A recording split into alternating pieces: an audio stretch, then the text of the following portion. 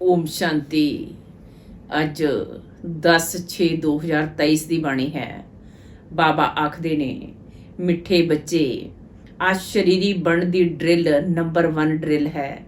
ਇਸ ਨਾਲ ਵਾਯੂਮੰਡਲ ਵਿੱਚ ਸਨਾਟਾ ਛਾ ਜਾਂਦਾ ਹੈ। ਬਾਪ ਦਾ ਡਾਇਰੈਕਸ਼ਨ ਹੈ। ਇਸੇ ਡਰਿਲ ਦਾ ਅਭਿਆਸ ਕਰੋ। ਅੱਜ ਬਾਬਾ ਨੇ ਆਪਣੇ ਬੱਚਿਆਂ ਨੂੰ ਪ੍ਰਸ਼ਨ ਪੁੱਛਿਆ, ਦੁਨੀਆ ਦੇ ਅਨੇਕ ਵਿਘਨਾਂ ਦੇ ਵਿੱਚ ਰਹਿੰਦੇ ਹੋਏ ਇੱਕ ਰਸ ਅਤੇ ਖੁਸ਼ੀ ਵਿੱਚ ਕੌਣ ਰਹਿ ਸਕਦੇ ਹੈ?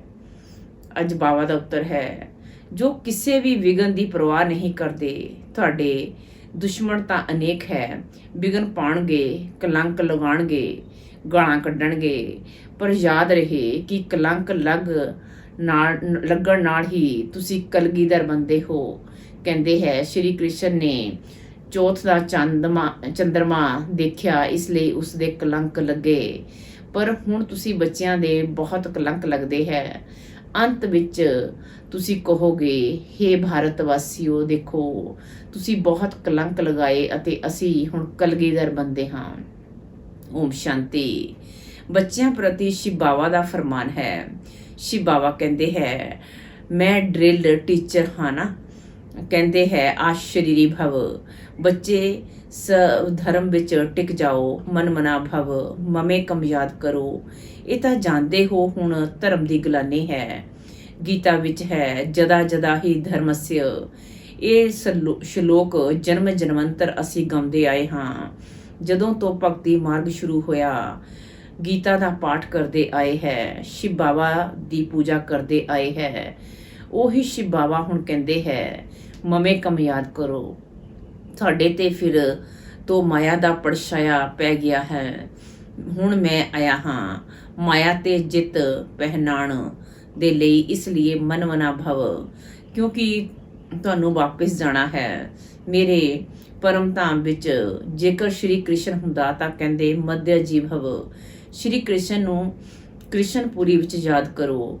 ਗਿਆਨ ਦਾ ਦਾਤਾ ਕੋਈ ਸ਼੍ਰੀ ਕ੍ਰਿਸ਼ਨ ਨਹੀਂ ਹੈ, ਉਹ ਤਾਂ ਹੈ ਸ਼ਿਵ। ਸ਼ਿਵ ਦੀ ਹੀ ਪੂਜਾ ਹੁੰਦੀ ਹੈ। ਉਹਨਾਂ ਨੂੰ ਪਰਮ ਪਿਤਾ ਪਰਮਾਤਮਾ ਕਿਹਾ ਜਾਂਦਾ ਹੈ। ਤਾਂ ਸਾਨੂੰ ਆਤਮਾਵਾਂ ਨੂੰ ਉੱਥੇ ਜਾਣਾ ਹੈ। ਇਸ ਲਈ ਬਾਬਾ ਡਰਿਲ ਸਿਖਾਉਂਦੇ ਹੈ। ਇਹ ਹੈ ਨੰਬਰਵਾਰ ਡਰਿਲ, ਮਨ ਮਨਾ ਭਵ, ਆਸ਼ਰੀਰੀ ਭਵ। ਤੁਸੀਂ ਸਭ ਬ੍ਰਾਹਮਣ ਉਹਨਾਂ ਨੂੰ ਯਾਦ ਕਰੋਗੇ। ਜੇਕਰ ਕੋਈ ਸ਼ੂਦਰ ਇੱਥੇ ਹੋਰ ਕੋਈ ਖਿਆਲ ਵਿੱਚ ਬੈਠਿਆ ਹੋਵੇਗਾ ਤਾਂ ਵਾਯੂਮੰਡਲ ਨੂੰ ਖਰਾਬ ਕਰ ਦੇਵੇਗਾ। ਉਸ ਇੱਕ ਨੂੰ ਜਦੋਂ ਸਭ ਯਾਦ ਕਰਨਗੇ ਤਾਂ ਸਨਾਟਾ ਛਾ ਜਾਏਗਾ। ਜਿਵੇਂ ਕੋਈ ਮਰਦਾ ਹੈ ਤਾਂ ਸਨਾਟਾ ਹੋ ਜਾਂਦਾ ਹੈ। ਆਤਮਾ ਤੇ ਅਸ਼ਰੀਰੀ ਹੋਣ ਦਾ ਪ੍ਰਭਾਵ ਪੈਂਦਾ ਹੈ। ਤਾਂ ਹੁਣ ਬਾਬਾ ਕਹਿੰਦੇ ਹੈ, ਤੁਹਾਨੂੰ ਸਭ ਆਤਮਾਵਾਂ ਨੂੰ ਵਾਪਿਸ ਲੈ ਜਾਵਾਂਗਾ।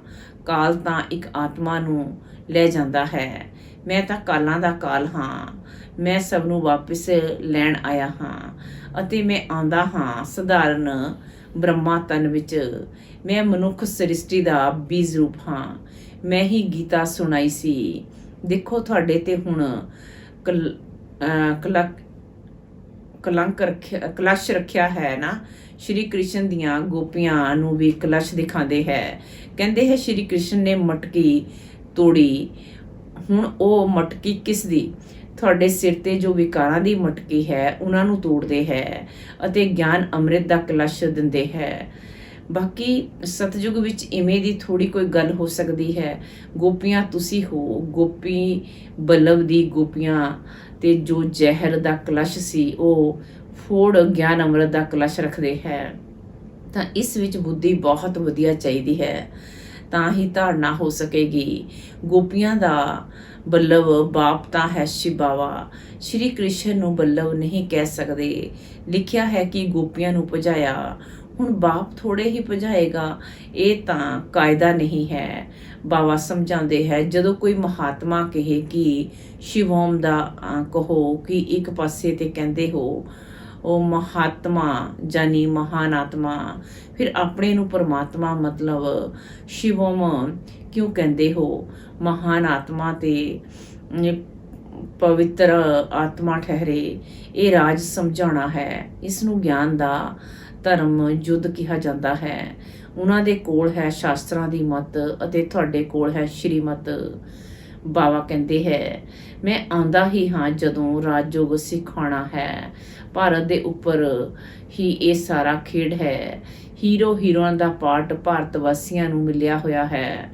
ਅਸਲ ਵਿੱਚ ਬੰਦੇ ਮਾਤਰਮ ਵੀ ਇਹਨਾਂ ਮਾਤਾਵਾਂ ਨੂੰ ਕਿਹਾ ਜਾਂਦਾ ਹੈ। ਉਹ ਲੋਕ ਤਾਂ ਭੂਮੀ ਨੂੰ ਮਾਤਰਮ ਕਹਿੰਦੇ ਹੈ। ਭੂਮੀ ਤਾਂ ਤੱਤਵ ਹੈ, ਉਸ ਨੂੰ ਥੋੜੇ ਹੀ ਨਾ ਮਾਤਾ ਕਿਹਾ ਜਾ ਸਕਦਾ ਹੈ। ਇਸ ਧਰਨੀ ਤੇ ਰਹਿਣ ਵਾਲਿਆਂ ਤੁਸੀਂ ਮਾਤਾਵਾਂ ਹੈ, ਤੁਹਾਨੂੰ ਬੰਦੇ ਮਾਤਰਮ ਕਿਹਾ ਜਾਂਦਾ ਹੈ। ਉਹ ਭੂਮੀ ਨੂੰ ਬੰਦੇ ਮਾਤਰਮ ਕਹਿੰਦੇ ਹੈ ਜੋ ਭੂਤ ਪੂਜਾ ਹੋ ਗਈ। ਹੁਣ ਤੁਸੀਂ ਬੱਚੇ ਜੋਗ ਬਲ ਨਾਲ ਆਪਣੀ ਬਾਦਸ਼ਾਹੀ ਲੈਂਦੇ ਹੋ, ਸਭ ਮਿਹਨਤ ਕਰਦੇ ਰਹਿੰਦੇ ਹੈ ਪਵਿੱਤਰ ਬਣ ਬਾਦਸ਼ਾਹੀ ਲੈਣ ਲਈ। ਜਿਸ ਪਾਸੇ ਸਾਖਸ਼ਾਤਕਾਰ ਸਰਵ ਸਮਰਥ ਸਰਵ ਸ਼ਕਤੀਵਾਨ ਹੈ, ਉਹਨਾਂ ਦੀ ਹੀ ਜਿੱਤ ਹੋਣੀ ਹੈ। ਪਰਮਾਤਮਾ ਦੀ ਮਹਿਮਾ ਬਿਲਕੁਲ ਵੱਖ ਹੈ। ਉਹ ਆ ਕੇ ਡਰਿਲ ਸਿਖਾਉਂਦੇ ਹੈ ਕਿ ਮਮੇ ਕਮ ਯਾਦ ਕਰੋ, ਹੋਰ ਸਭ ਤੁਹਾਨੂੰ ਦੁੱਖ ਦੇਣ ਵਾਲੇ ਹੈ। ਸਭ ਦੁਸ਼ਮਣ ਬਣ ਵਿਘਨ ਪਾਉਂਦੇ ਹੈ। ਇਹ ਕੋਈ ਨਵੀਂ ਗੱਲ ਨਹੀਂ ਹੈ। ਸਾਨੂੰ ਕੋਈ ਦੁਨੀਆ ਦੀ ਪਰਵਾਹ ਥੋੜੀ ਹੈ। ਸ਼੍ਰੀ ਕ੍ਰਿਸ਼ਨ ਦੇ ਲਈ ਕਹਿੰਦੇ ਹੈ, ਚੌਥ ਦਾ ਚੰਦਰਮਾ ਦੇਖਿਆ ਤਾਂ ਹੀ ਇੰਨੀਆਂ ਗਾਲਾਂ ਖਾਧੀਆਂ। ਕਲੰਕ ਜਿਨ੍ਹਾਂ ਦੇ ਲਗਾਉਂਦੇ ਹੈ ਉਹ ਫਿਰ ਕਲਗੀਧਰ ਬਣਨਗੇ। ਫਿਰ ਅੰਤ ਵਿੱਚ ਕਹਿਣਗੇ, ਹੇ ਭਾਰਤ ਵਾਸੀਓ, ਤੁਸੀਂ ਸਾਨੂੰ ਕਿੰਨੀਆਂ ਗਾਲਾਂ ਦਿੱਤੀਆਂ ਹੈ। ਦੇਖੋ ਅਸੀਂ ਇਹ ਬਣ ਰਹੇ ਹਾਂ, ਰਾਜ ਭਾਗ ਲੈ ਰਹੇ ਹਾਂ। ਲੜਾਈ ਦੇ ਮੈਦਾਨ ਤੇ ਤਾਂ ਬਹੁਤ ਸਹਿਨ ਕਰਨਾ ਪੈਂਦਾ ਹੈ, ਤਾਂ ਤੇ ਰਾਜ ਭਾਗ ਦਿੰਦੇ ਹੈ, ਉਹਨਾਂ ਤੇ ਬਲੀ ਹਾਰ ਜਾਣਾ ਪੈਂਦਾ ਹੈ। ਇਹ ਸ਼ਿਵ ਬਾਬਾ ਸਮਝਾ ਰਹੇ ਹੈ। ਇਹ ਦਾਦਾ ਆਪਣੇ ਨੂੰ ਭਾਗਿਆਵਾਨ ਨਹੀਂ ਸਮਝਦੇ ਹੈ, ਇਸ ਲਈ ਸ਼ਿਵ ਬਾਬਾ ਕਹਿੰਦੇ ਹੈ, ਬੱਚੇ ਇਹ ਤੁਹਾਡਾ ਕਲਪ ਦਾ ਪਾਠ ਹੈ। ਤੁਸੀਂ ਵੀ ਕਹੋਗੇ ਜਦੋਂ ਜਦੋਂ ਧਰਮ ਦੀ ਗਲਾਨੀ ਹੁੰਦੀ ਹੈ ਉਦੋਂ ਬਾਬਾ ਆਉਂਦੇ ਹੈ। ਹੁਣ ਬਾਬਾ ਆਇਆ ਹੋਇਆ ਹੈ ਅਤੇ ਅਸੀਂ ਬਾਬਾ ਕੋਲੋਂ ਵਰਸਾ ਲੈ ਰਹੇ ਹਾਂ। ਨਿਰੰਤਰ ਪੱਤਰ ਵਿੱਚ ਵੀ ਲੌਕਿਕ ਬਾਪ ਦੇ ਹੱਦ ਦੇ ਵਰਸੇ ਅਤੇ ਪਰਲੌਕਿਕ ਬਾਪ ਦੇ ਵਰਸੇ ਵਾਲੀ ਪੁਆਇੰਟਸ ਬਹੁਤ ਵਧੀਆ ਲਿਖੀ ਹੋਈ ਹੈ। ਬੇਹੱਦ ਦੇ ਬਾਪ ਕੋਲੋਂ ਹੀ ਬੇਹੱਦ ਦਾ ਵਰਸਾ ਮਿਲਦਾ ਹੈ। ਲਕਸ਼ਮੀ ਨਾਰਾਇਣ ਨੂੰ ਬੇਹੱਦ ਦਾ ਵਰਸਾ ਕਿਸ ਨੇ ਦਿੱਤਾ? ਬਾਬਾ ਨੇ। ਤਾਂ ਇਹ ਸਭ ਸਮਝਣ ਦੀਆਂ ਗੱਲਾਂ ਹੈ। ਸਾਡਾ ਇਹ ਸਿਤਮ ਸਹਿਨ ਕਰਨ ਦਾ ਵੀ ਪਾਠ ਹੈ। 21 ਜਨਮਾਂ ਦੇ ਲਈ ਬਾਦਸ਼ਾਹੀ ਮਿਲਦੀ ਹੈ ਤਾਂ ਇਸ ਵਿੱਚ ਮਿਹਨਤ ਕਰਨੀ ਪੈਂਦੀ ਹੈ।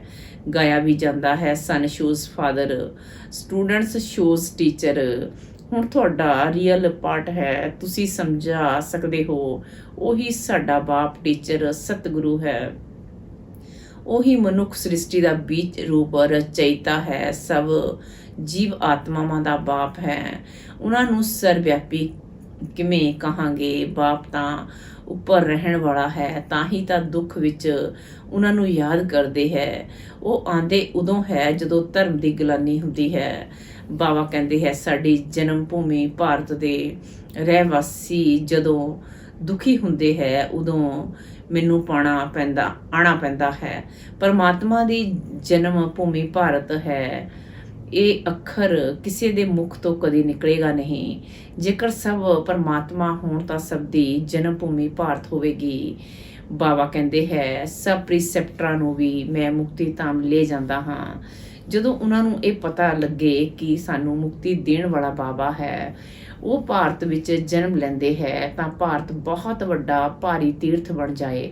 ਸਮਝੋ ਸਭ ਨੂੰ ਪਤਾ ਲੱਗੇ ਪਰ ਆ ਕਿਵੇਂ ਸਕਣ? ਸਭ ਦਾ ਭਾਰਤ ਵਿੱਚ ਆ ਨਾ ਸਕਣ, ਇੰਨਾ ਤਾਂ ਅੰਨ ਨਹੀਂ ਹੈ ਭਾਰਤ ਵਿੱਚ। ਇਹ ਸੁਣ ਕੇ ਬਹੁਤ ਬਹੁਤ ਖੁਸ਼ ਹੋਣਗੇ ਕਿ ਉਹ ਸਾਡਾ ਬਾਬਾ ਜੋ ਇਹਨਾਂ ਗੁਰੂਆਂ ਆਦਿਆਂ ਨੂੰ ਵੀ ਮੁਕਤੀ ਦਿੰਦੇ ਹੈ, ਉਹਨਾਂ ਦਾ ਜਨਮ ਭਾਰਤ ਵਿੱਚ ਹੀ ਹੁੰਦਾ ਹੈ। ਪਹਿਚਾਣਨਗੇ ਤਾਂ ਨੌਲੇਜ ਦੇ ਨਾਲ ਨਾ ਹੋਰ ਕੀ ਦੇਖਣਗੇ। ਬ੍ਰਾਹਮਣਾਂ ਵਿੱਚ ਜਦੋਂ ਕਿਸੇ ਦੀ ਸੋਲ ਆਉਂਦੀ ਹੈ ਤਾਂ ਉਹਨਾਂ ਦੇ ਵੀ ਬੋਲ ਨਾਲ ਪਹਿਚਾਣਦੇ ਹੈ ਨਾ। ਬਗੈਰ ਬੋਲ ਤੋਂ ਪਹਿਚਾਣ ਕਿਵੇਂ ਹੋ ਸਕਦੀ ਹੈ? ਗੱਲ ਕਰਨ ਨਾਲ ਪਤਾ ਲੱਗੇਗਾ ਬਰੋਬਰ ਫਲਾਨੀ ਆਤਮਾ ਹੈ। ਸ਼ਿਵ ਬਾਬਾ ਵੀ ਜਦੋਂ ਨੌਲੇਜ ਦੇਣ ਉਦੋਂ ਸਮਝਣ ਕਿ ਸ਼ਿਵ ਬਾਬਾ ਬੋਲਦੇ ਹੈ। ਗਿਆਨ ਇਹ ਤਾਂ ਦੇ ਨਾ ਸਕਣ, ਇਹ ਸਿਵਾਏ ਬਾਪ ਤੇ ਕੋਈ ਸਮਝਾ ਨਾ ਸਕੇ। ਕਦੀ ਕਦੀ ਕੋਈ ਕਹਿੰਦਾ ਹੈ ਅਸੀਂ ਸ਼ਿਵ ਬਾਬਾ ਨਾਲ ਗੱਲ ਕਰੀਏ, ਪਰ ਉਹਨਾਂ ਨੂੰ ਪਹਿਚਾਣਨਗੇ ਕਿਵੇਂ? ਸਮਝ ਵੀ ਨਹੀਂ ਸਕਣਗੇ। ਬੁੱਧੀ ਨਾਲ ਸਮਝਣਾ ਚਾਹੀਦਾ ਹੈ ਕਿ ਇਹ ਨੌਲੇਜ ਕੋਈ ਦੇ ਨਹੀਂ ਸਕਦਾ। ਦੇਖੋ, ਕਿਤੇ ਕਿਤੇ ਬਗੈਰ ਦੇਖੇ ਬੱਚੀਆਂ ਤੜਫ ਰਹੀਆਂ ਹੈ ਸ਼ਿਵ ਬਾਬਾ ਨਾਲ ਮਿਲਣ ਲਈ। ਜ਼ਰੂਰ ਉਹਨਾਂ ਦੀ ਤਾਕਤ ਹੈ ਜੋ ਖਿੱਚਦੀ ਹੈ, ਕਸ਼ਿਸ਼ ਹੁੰਦੀ ਹੈ ਤਾਂ ਉਹਨਾਂ ਨੂੰ ਵੀ ਸਫੇਦ ਪੋਸ਼ ਦਾ ਸਾਖਸ਼ਾਤਕਾਰ ਕਰਵਾਉਂਦੇ ਹੈ। ਇਸ ਲਈ ਬਾਬਾ ਕਦੀ ਸਾਡੀ ਡਰੈਸ ਬਦਲਣ ਨਹੀਂ ਦਿੰਦੇ ਹੈ ਤਾਂ ਉਹਨਾਂ ਦੀ ਨੌਲੇਜ ਤੋਂ ਪਤਾ ਲੱਗਦਾ ਹੈ। ਬਹੁਤਾਂ ਨੂੰ ਭਿੰਨ ਭਿੰਨ ਤਰ੍ਹਾਂ ਦੇ ਸਾਖਸ਼ਾਤਕਾਰ ਵੀ ਹੁੰਦੇ ਹੈ, ਪਰ ਉਹਨਾਂ ਦਾ ਕੀ ਫਾਇਦਾ? ਤੁਹਾਡਾ ਕੰਮ ਨੌਲੇਜ ਨਾਲ ਹੈ। ਇਹ ਨੌਲੇਜ ਕੋਈ ਦੇ ਨਾ ਸਕੇ ਤਾਂ ਇਹ ਸਾਰਾ ਗੁਪਤ ਪਾਠ ਹੋਇਆ। ਕਹਿੰਦੇ ਹੈ ਮੈਂ ਆਤਮਾ ਦਾ ਰੂਪ ਧਾਰਨ ਕਰ ਇਸ ਵਿੱਚ ਪ੍ਰਵੇਸ਼ ਹੋ ਜਾਂਦਾ ਹਾਂ ਤਾਂ ਇਹ ਨੌਲੇਜ ਇੰਨੀ ਬਾਬਾ ਹੀ ਦਿੰਦੇ ਹੈ। ਅਸੀਂ ਥੋੜੇ ਹੀ ਜਾਣਦੇ ਸੀ। ਬਾਬਾ ਦੇਖੋ ਕਿੰਨੀ ਕਮਾਲ ਕਰਦੇ ਹੈ। ਕਹਿੰਦੇ ਹੈ ਮੈਨੂੰ ਆਪਣਾ ਵਾਰਿਸ ਬਣਾਓ, ਮੈਂ ਤੁਹਾਡੀ ਇੰਨੀ ਸੇਵਾ ਕਰਾਂਗਾ ਜੋ ਤੁਹਾਡਾ ਬੱਚਾ ਵੀ ਨਹੀਂ ਕਰ ਸਕੇਗਾ। ਮੈਂ ਤੁਹਾਨੂੰ 21 ਜਨਮ ਲਈ ਰਾਜ ਭਾਗ ਦੇਵਾਂਗਾ। ਫਿਰ ਵੀ ਜੇਕਰ ਵਾਰਿਸ ਨਾ ਬਣਾਵੇ ਤਾਂ ਤਕਦੀਰ ਕਿਹਾ ਜਾਂਦਾ ਹੈ। ਤੁਸੀਂ ਬੱਚੀਆਂ ਜਾਣਦੀਆਂ ਹੋ ਅਸੀਂ ਸ਼ਿਵ ਬਾਬਾ ਕੋਲੋਂ ਵਰਸਾ ਲੈਣ ਦੇ ਲਈ ਇੱਥੇ ਆਏ ਹਾਂ। ਸ਼ਿਵ ਬਾਬਾ ਨੂੰ ਅਤੇ ਬੇਕੁੰਠ ਨੂੰ ਤੁਹਾਡੇ ਸਿਵਾਏ ਦਿਵਯ ਦ੍ਰਿਸ਼ਟੀ ਤੇ ਦੇਖ ਨਾ ਸਕਣ। ਗਿਆਨ ਤਾਂ ਬਿਲਕੁਲ ਕਲੀਅਰ ਮਿਲ ਰਿਹਾ ਹੈ ਨਾ। ਸਾਨੂੰ ਬਾਬਾ ਰਾਜ ਯੋਗ ਸਿਖਾਉਂਦੇ ਹੈ। ਉੱਚੇ ਤੇ ਉੱਚ ਵਰਸਾ ਹੈ ਬੇਕੁੰਠ ਦੀ ਬਾਦਸ਼ਾਹੀ ਜੋ ਵੀ ਪੜ੍ਹਾਈ ਨਾਲ ਮਿਲਦੀ ਹੈ। ਕੋਈ ਵੀ ਰਾਜਯੁਗ ਸਿਖਾ ਨਾ ਸਕੇ। ਅਸੀਂ ਨਰ ਤੋਂ ਨਾਰਾਇਣ ਬਣਦੇ ਹਾਂ। ਇਹ ਰਾਜਯੁਗ ਸਿਖਾਉਂਦੇ ਹੀ ਅੰਤ ਵਿੱਚ ਹੈ, ਤਾਂ ਹੀ ਤੇ ਸਤਯੁਗ ਦੇ ਰਾਜਾ ਰਾਣੀ ਬਣੋਗੇ। ਇਹ ਮੁਸਲਾਂ ਦੀ ਲੜਾਈ ਪ੍ਰਸਿੱਧ ਹੈ। ਗੀਤਾ ਨਾਲ ਦੇਵੀ ਦੇਵਤਾ ਧਰਮ ਦੀ ਸਥਾਪਨਾ ਹੋਈ। ਉਸ ਸਮੇਂ ਤਾਂ ਹੋਰ ਕੋਈ ਧਰਮ ਸੀ ਨਹੀਂ।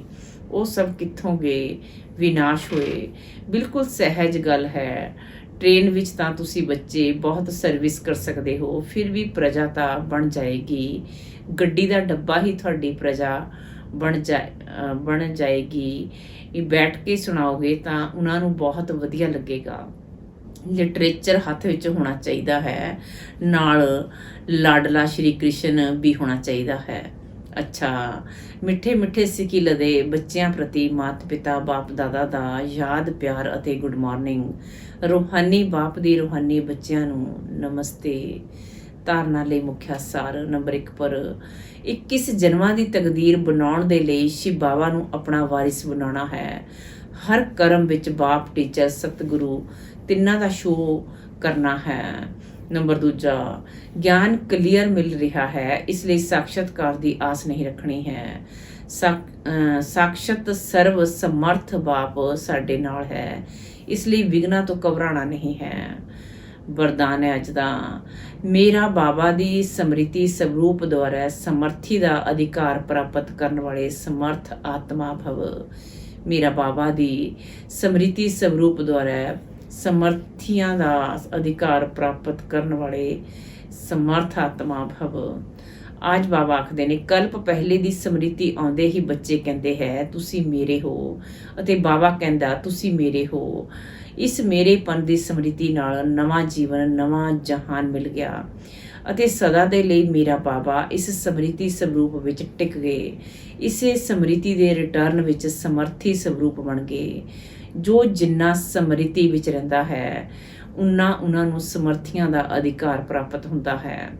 ਜਿੱਥੇ ਸਮ੍ਰਿਤੀ ਹੈ ਉੱਥੇ ਸਮਰਥੀ ਹੈ ਹੀ। ਥੋੜੀ ਵੀ ਬਿਸਮ੍ਰਿਤੀ ਹੈ ਤਾਂ ਵਿਅਰਥ ਹੈ। ਇਸ ਲਈ ਸਦਾ ਸਮ੍ਰਿਤੀ ਸਰੂਪ ਸੋ ਸਮਰਥ ਸਰੂਪ ਬਣੋ। ਸਲੋਗਨ ਦਾ ਹਾਰਡ ਵਰਕਰ ਦੇ ਨਾਲ ਸਥਿਤੀ ਵਿੱਚ ਵੀ ਸਦਾ ਹਾਰਡ ਮਜ਼ਬੂਤ ਬਣੋ। ਹਾਰਡ ਵਰਕਰ ਦੇ ਨਾਲ ਸਥਿਤੀ ਵਿੱਚ ਵੀ ਸਦਾ ਹਾਰਡ ਮਜ਼ਬੂਤ ਬਣੋ। ਮਾਤੇਸ਼ਵਰੀ ਜੀ ਦੇ ਮధుਰ ਮਹਾਵਾਕਿਆ ਸ੍ਰਿਸ਼ਟੀ ਦੀ ਆਦਿ ਕਿਵੇਂ ਹੋਵੇਗੀ। ਬਹੁਤ ਮਨੁੱਖ ਇਹ ਪ੍ਰਸ਼ਨ ਪੁੱਛਦੇ ਹੈ ਕਿ ਪਰਮਾਤਮਾ ਨੇ ਸ੍ਰਿਸ਼ਟੀ ਕਿਵੇਂ ਰਚੀ ਗਈ, ਆਦਿ ਵਿੱਚ ਕਿਹੜਾ ਮਨੁੱਖ ਰਚਿਆ। ਹੁਣ ਉਸ ਦਾ ਨਾਮ ਰੂਪ ਸਮਝਣਾ ਚਾਹੁੰਦੇ ਹੈ। ਹੁਣ ਉਸ ਦੇ ਉਹਨਾਂ ਨੂੰ ਸਮਝਾਇਆ ਜਾਂਦਾ ਹੈ ਕਿ ਪਰਮਾਤਮਾ ਨੇ ਸ੍ਰਿਸ਼ਟੀ ਦੀ ਆਦਿ ਬ੍ਰਹਮਾ ਤਨ ਨਾਲ ਕੀਤੀ ਹੈ। ਪਹਿਲੇ ਆਦਮੀ ਬ੍ਰਹਮਾ ਰਚਿਆ ਹੈ, ਤਾਂ ਜਿਸ ਪਰਮਾਤਮਾ ਨੇ ਸ੍ਰਿਸ਼ਟੀ ਦੀ ਆਦਿ ਕੀਤੀ ਹੈ, ਤਾਂ ਜ਼ਰੂਰ ਪਰਮਾਤਮਾ ਨੇ ਵੀ ਇਸ ਸ੍ਰਿਸ਼ਟੀ ਵਿੱਚ ਆਪਣਾ ਪਾਰਟ ਜ਼ਰੂਰ ਵਜਾਇਆ ਹੈ।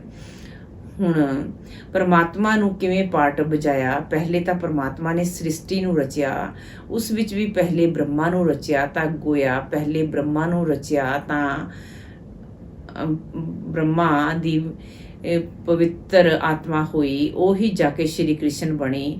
ਉਸ ਤਨ ਦੁਆਰਾ ਫਿਰ ਦੇਵੀ ਦੇਵਤਾ ਤੇ ਸ੍ਰਿਸ਼ਟੀ ਦੀ ਸਥਾਪਨਾ ਕੀਤੀ। ਤਾਂ ਦੇਵੀ ਸ੍ਰਿਸ਼ਟੀ ਦੀ ਰਚਨਾ ਬ੍ਰਹਮਾ ਤਨ ਦੁਆਰਾ ਫਿਰ ਦੇਵੀ ਦੇਵਤਾ ਦੀ ਸ੍ਰਿਸ਼ਟੀ ਦੀ ਸਥਾਪਨਾ ਕੀਤੀ। ਫਿਰ ਦੇਵੀ ਸ੍ਰਿਸ਼ਟੀ ਦੀ ਰਚਨਾ ਬ੍ਰਹਮਾ ਤਨ ਦੁਆਰਾ ਕਰਵਾਈ, ਤਾਂ ਦੇਵੀ ਦੇਵਤਾ ਦਾ ਆਦਿ ਪਿਤਾ ਠਹਿਰਿਆ ਬ੍ਰਹਮਾ ਸੋ ਸ਼੍ਰੀ ਕ੍ਰਿਸ਼ਨ ਬੰਦਾ ਹੈ। ਉਹੀ ਸ਼੍ਰੀ ਕ੍ਰਿਸ਼ਨ ਦਾ ਫਿਰ ਅੰਤ ਦਾ ਜਨਮ ਬ੍ਰਹਮਾ ਤਨ ਹੈ। ਹੁਣ ਇੰਜ ਹੀ ਸ੍ਰਿਸ਼ਟੀ ਦਾ ਨਿਯਮ ਚੱਲਦਾ ਆਉਂਦਾ ਹੈ। ਹੁਣ ਉਹੀ ਆਤਮਾ ਸੁੱਖ ਦਾ ਪਾਠ ਪੂਰਾ ਕਰ ਦੁੱਖ ਦੇ ਪਾਠ ਵਿੱਚ ਆਉਂਦੀ ਹੈ। ਤਾਂ ਰਜੋ ਤਮੋ ਅਵਸਥਾ ਪਾਸ ਕਰ ਫਿਰ ਸ਼ੂਦਰ ਤੋਂ ਬ੍ਰਾਹਮਣ ਬੰਦੇ ਹੈ। ਤਾਂ ਅਸੀਂ ਹਾਂ ਬ੍ਰਹਮਾ ਵੰਸ਼ੀ ਸੋ ਸ਼ਿਵ ਵੰਸ਼ੀ ਸੱਚੇ ਬ੍ਰਾਹਮਣ। ਹੁਣ ਬ੍ਰਹਮਾ ਵੰਸ਼ੀ ਉਸ ਨੂੰ ਕਹਿੰਦੇ ਹੈ ਜੋ ਬ੍ਰਹਮਾ ਦੇ ਦੁਆਰਾ ਅਵਿਨਾਸ਼ੀ ਗਿਆਨ ਲੈ ਕੇ ਪਵਿੱਤਰ ਬੰਦੇ ਹੈ। ਤਾਂ ਇਸ ਤੋਂ ਸਿੱਧ ਹੈ ਕਿ ਇਸ ਸ੍ਰਿਸ਼ਟੀ ਦਾ ਆਦਿ ਪਿਤਾ ਹੈ ਬਾਬਾ ਬ੍ਰਹਮਾ। ਅੱਛਾ, ਓਮ ਸ਼ਾਂਤੀ।